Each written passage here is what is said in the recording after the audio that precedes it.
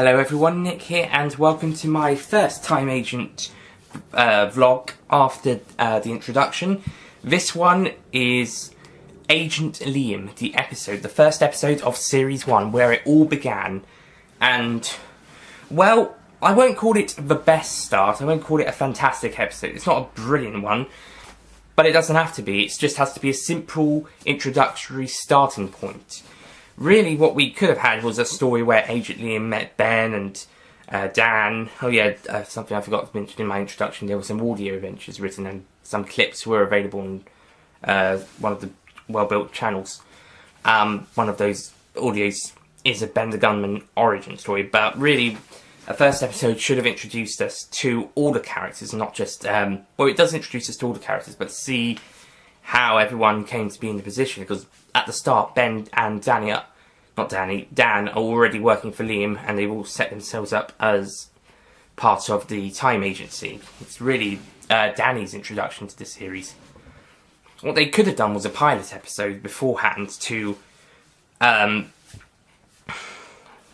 introduce us to these characters, and then introduce Danny in the first episode of the series. But oh well, it's alright.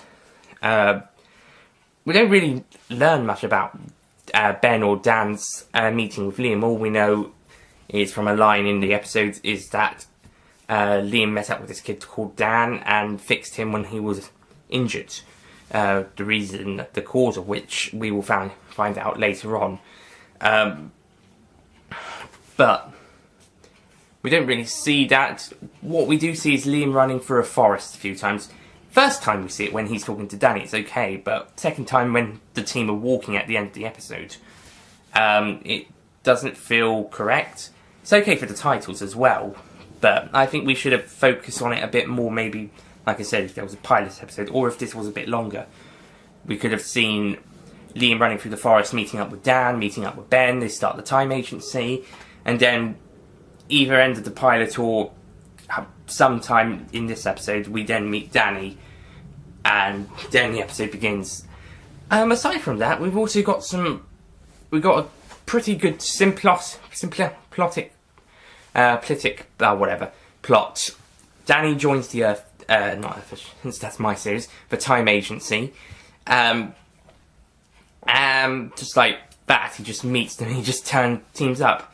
I don't think this is how it worked for Torchwood. I think Torchwood, it just had to go for an entire episode of Gwen trying to be a member of Torchwood, proving herself. At least I think so. I haven't seen that one yet. Here, Danny's just recruited automatically. He's just like, hello, I'm Agent Liam, do you want to come with us? Okay. He goes with them. And the fight with the chainsaws is also pretty basic. It's just going around the local area or in front of a green screen, and they have some fun. It's just a bit of fun, Time Agent Series 1. Earlier episode, this first episode in particular, is just not really a big threat. It's a danger to the human race, but it's not a big threat. The effects are great. They're not as good as later seasons, but compared to what I can do, it's brilliant. Even if it doesn't look that great. But I don't think I can do as good as that, so I'm praising it. Even if it doesn't look that great.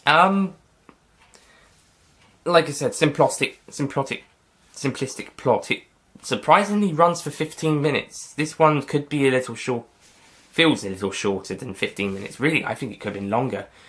I mean, most of these episodes are around 15 minutes. I think the only one that exceeds 15, 16 minutes is the last one, which is about 17, 18. The rest are just under 15 or 14. But it's still pretty good. One thing that annoys me a little, not too much, it just annoys me a bit in Series 1 and the specials and a bit in Series 2, is that Agent Liam acts like the 10th Doctor. He wears his costume in this episode and other episodes of the series. I think the exception of being episode 3 where he wears a Captain Jack suit and then he wears a coat. Then he wears the 10th Doctor's blue suit in series in the specials, and then kind of goes to a partially Doctor-inspired costume in Series 2. which is more of a transition into a more of a time agent costume that we later see in Series 3. Not too different to what Mortis was wearing. I'm not sure why, but Billy Tracy decided to make Agent Liam look and act like the Doctor, or at least the 10th Doctor, throughout Series 1. He did this with Doctor Who as well. He made his character in Series 3 of that series act like the Doctor, which makes sense because that's a parody spoof of Doctor Who. That's a parody spoof fan film. But Time Agent is and a parody. It's quite serious, especially in later seasons. It even feels like an official spin-off if given a bigger budget and licensed by the BBC. If that happens, then they would say, okay, go off and make this brilliant series. Make the episodes similar to the length of Series 3, and yeah, we'll be happy. Series 2, 3. 2's one's got a bit longer as well, thank goodness. So, go off and make this BBC licensed spin-off show for about 25 to 30 minutes in length. 20 if you can't get that long, and we've got the back money, you just go and do your stuff. And yeah, so Time Agent does feel like a fan film spin-off, or a spin-off fan film, but I'm just not sure why Liam acts a lot like the 10th Doctor, and he shouts a bit in the 3rd episode. We'll get to that at another point, hopefully, but he does act a lot like the 10th Doctor. The other characters are pretty good. I think the acting is at its weakest in this episode, but they do improve over the series, and it's not strong, but it's alright. It's okay for this episode. This episode is supposed to be simple, and that's why it works. It works because it's a simple start. We're just starting, we're setting up the characters, we're setting up the settings, we know what they're doing, they have a quick adventure after meeting a new teammate, even though we don't completely establish the other ones' beginnings, sort of with Dan, and maybe a little bit with Liam, not really with Ben at all. No Ben set up, he's just there. Hence why a pilot episode, or an extension of this one, could have been necessary. But at least Danny got a pretty good introduction. It would have been a bit annoying if they just turned up and they were all introduced. I think I know that Torchwood did something like this. They pretty much set up all the characters. I think this was filmed and written before Torchwood Series 2 came on air, even though this was released afterwards. And yeah, I think Series 1 didn't explain why everyone was involved with the organisation apart from Gwen, who worked her way up. But then in Series 2, they then explained, they told the backstories of everybody, minus Gwen and probably Susie, who may have had the backstory in one or whatever episode she returned to in Series 1. I think it was either 8 or 9. But for Time Agent, they never explained the backstory for Ben. They don't go into detail about Dan. They have an explanation for why he's injured, but that's a bit later on.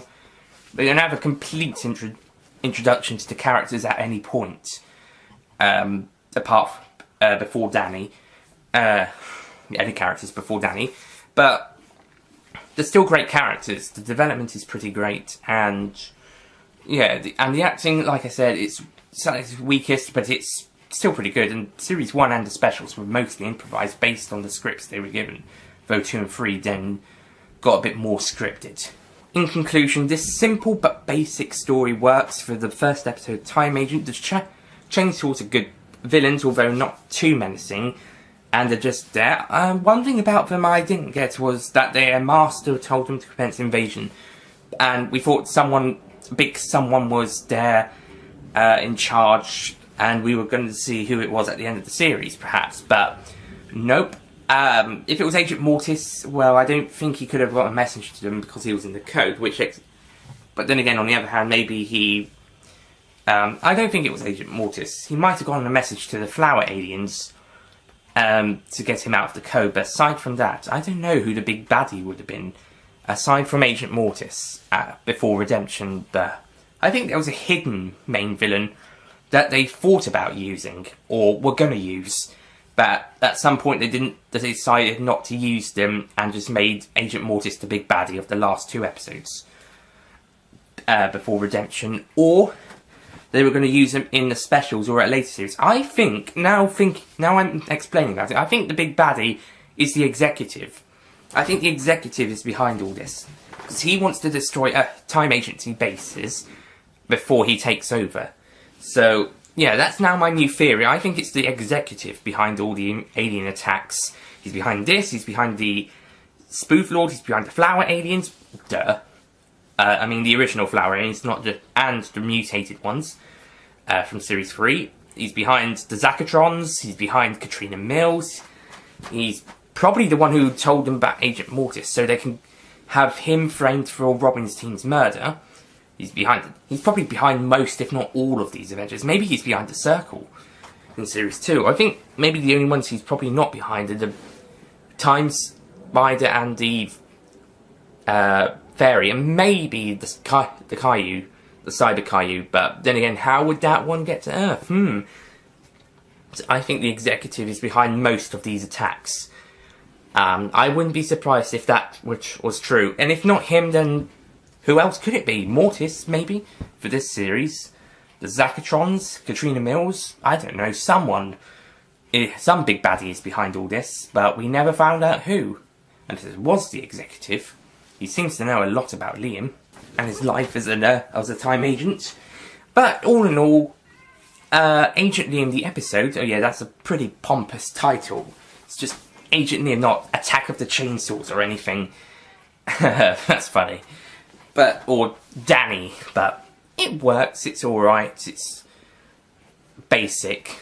Then again, you probably would get confused with the character when referring to it, but oh well, it's a good title, I suppose. And so yeah, that's it from me on Agent Liam. And if I was to give it a score ranking, I'd give it a 7. I mean, I could go lower, but I don't want to, because because it actually goes out and achieves what it wants to be. It's a simplistic story, and it does a good job at doing that. It's very, very well done. Well done, guys. Tune in next time, where I will do a mini review of episode 2 of series 1. That's episode 3. Metal World. I'll see you guys next time.